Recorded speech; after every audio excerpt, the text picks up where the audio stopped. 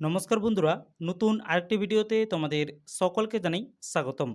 তো এইচএসএ উত্তীর্ণ হওয়ার পর তোমরা যারা 2024 সালে সেন্ট্রালাইজ অ্যাডমিশন পোর্টালে তোমরা যারা ফর্ম ফিল আপ করেছো, এই মুহূর্তে তোমাদের কিন্তু মেরিট লিস্ট প্রকাশিত হয়েছে। এর সাথে আরেকটি গুরুত্বপূর্ণ তথ্য আমি তোমাদেরকে জানিয়ে রাখি। পশ্চিমবঙ্গের উচ্চশিক্ষা পরিষদ সংস্থার তরফ থেকে কিন্তু তোমাদের মোবাইলে একটি কিন্তু গুরুত্বপূর্ণ এসএমএস পাঠানো হয়েছে এই অ্যাডমিশন সম্পর্কে। তো তোমাদের মোবাইলে যদি সেই এসএমএসটা এসে থাকে তাহলে সাথে সাথে তোমরা কিন্তু অ্যাডমিশন হতে পারবে। আর যদি তোমাদের সেই এসএমএসটা না আসে তাহলে তোমরা কিন্তু অ্যাডমিশন হতে পারবে না। তো সেই এসএমএসটা কী রয়েছে অবশ্যই আমি তোমাদেরকে জানিয়ে দিব কিভাবে তোমরা এখানে মেরিট লিস্টে তোমাদের নাম চেক করবে এবং যাদের মোবাইলে এখনও পর্যন্ত সেই এসএমএসটা আসেনি তোমরা কিভাবে এখানে অ্যাডমিশন হবে, সমস্ত রকম গুরুত্বপূর্ণ বিষয়গুলি নিয়ে কিন্তু আজকের এই ভিডিওতে আলোচনা করব।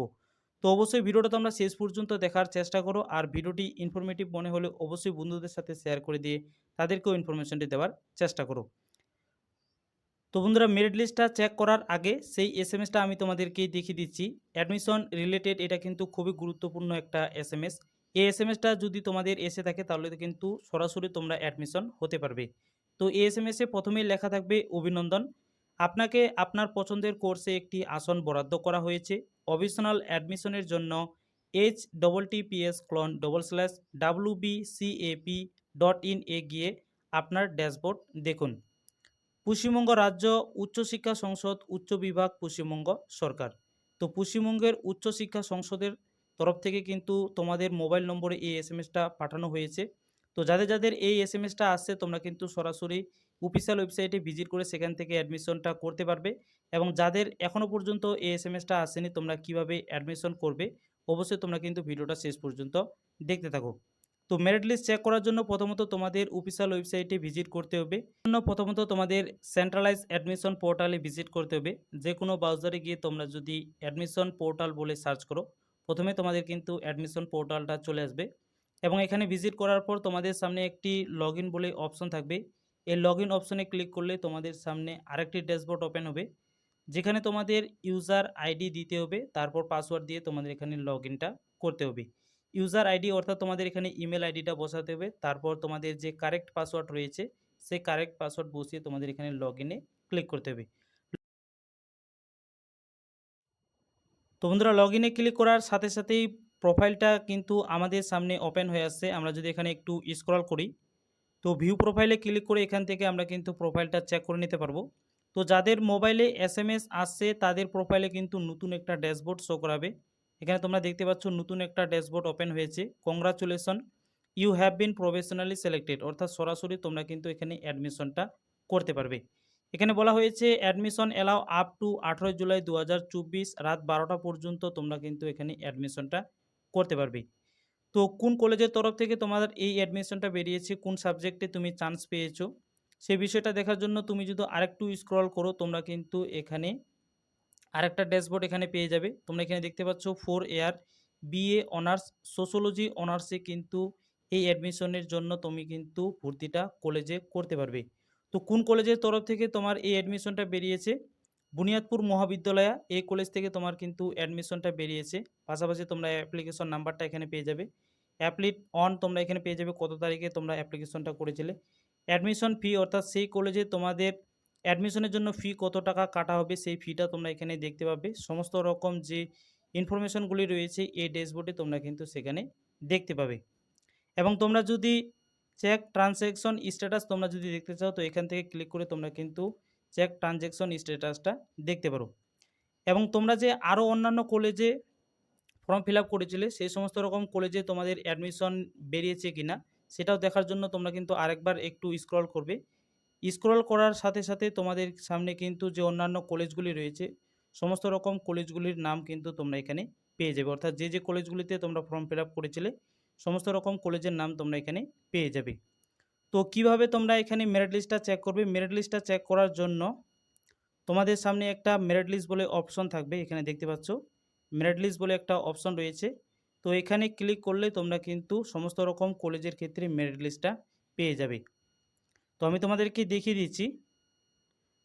তো সমস্ত রকম কলেজের নাম তোমাদের এখানে কিন্তু কোন সাবজেক্টে তোমরা অনার্স নিয়েছো সেই সাবজেক্টটার নাম পেয়ে যাবে, পাশাপাশি কলেজের নাম দেওয়া হয়েছে এবং মেরিট লিস্ট বলে যে তোমাদের এখানে সবুজ একটা চিহ্ন দেওয়া হয়েছে, এখান থেকে ক্লিক করে তোমরা কিন্তু পিডিএফটি ডাউনলোড করে নিয়ে তোমাদের নাম সেখান থেকে দেখে নিতে পারো। তো আরেকটু স্ক্রল করলে তারপর যে সাবজেক্টটি তুমি সিলেক্ট করেছো সেই সাবজেক্টের নাম এখানে পেয়ে যাবে। আরেকটু স্ক্রল করলে সে আর অন্যান্য সাবজেক্টগুলির নাম তুমি এখানে পেয়ে যাবে। তো সমস্ত রকম কলেজ এবং সাবজেক্টের নামগুলি তুমি কিন্তু এখান থেকে পেয়ে যাবে এবং এখান থেকে পিডিএফটি ডাউনলোড করে নিয়ে তুমি কিন্তু তোমার মেরিট লিস্টটা চেক করতে পারো যে অন্যান্য কলেজগুলি থেকে তোমার নাম আসছে কিনা। তো এইভাবে তোমরা কিন্তু কলেজের মেরিট লিস্টটা চেক করতে পারো।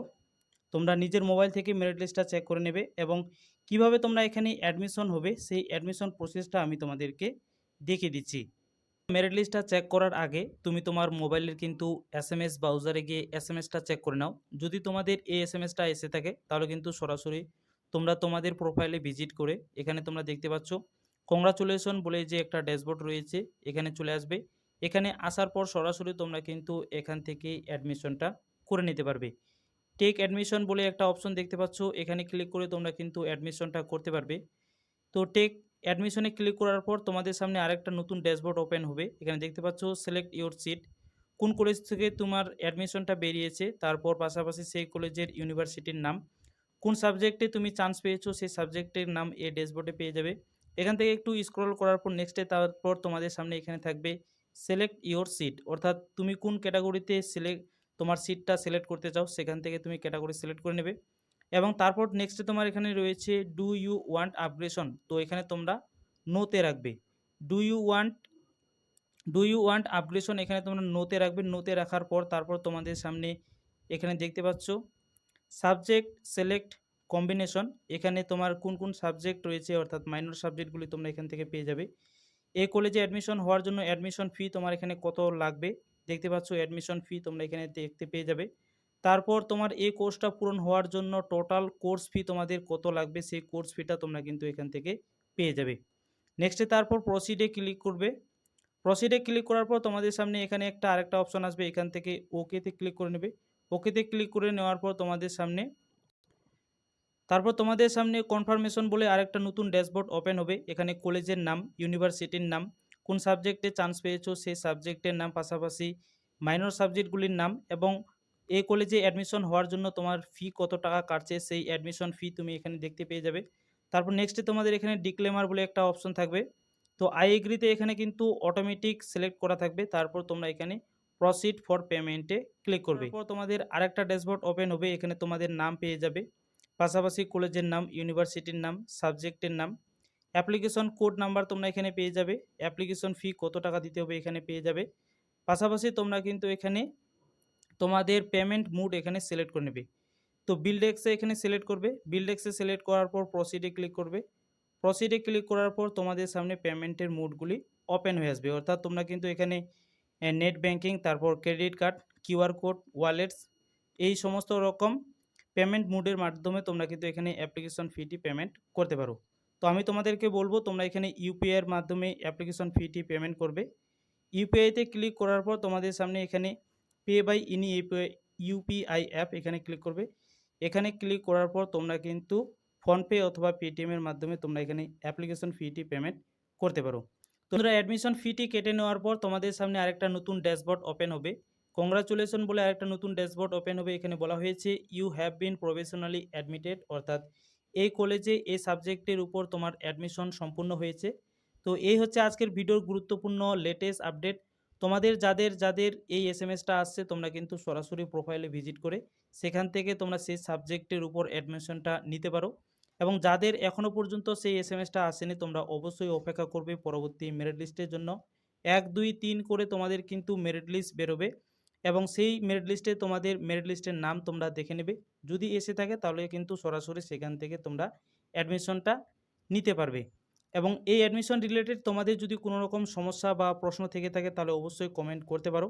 আর কোন কলেজে কোন সাবজেক্ট নিয়ে তোমরা ফর্ম ফিল আপ করেছো অবশ্যই কমেন্টে সে সমস্ত রকম বিষয়গুলি তোমরা জানিয়ে যাবে।